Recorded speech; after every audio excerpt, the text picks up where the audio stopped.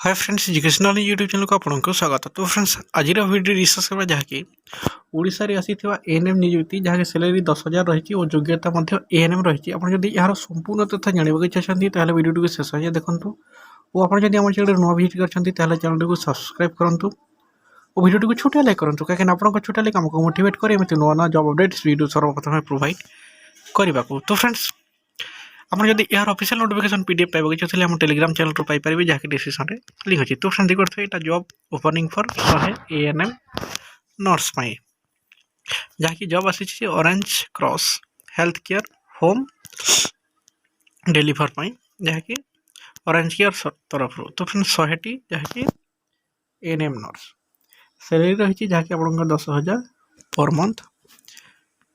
आप एप्लाय करने चाहते जहाँकि ऑफिशियल वेबसाइट रही orangeCross.in रे आप विजिट करी अप्लाई करें कि कॉल करूँ जहाँकि यार संपूर्ण तथ्य आप नंबर रे कॉल करी जानीपारे।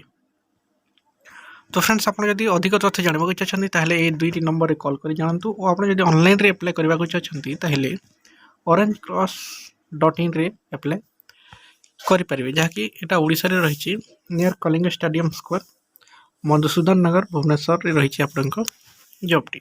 तो फ्रेंड्स एमती नुआ नुआ जॉब अपडेट्स वीडियो सर्वप्रथम देखिए चैनल को सब्सक्राइब करूँ। Thank you.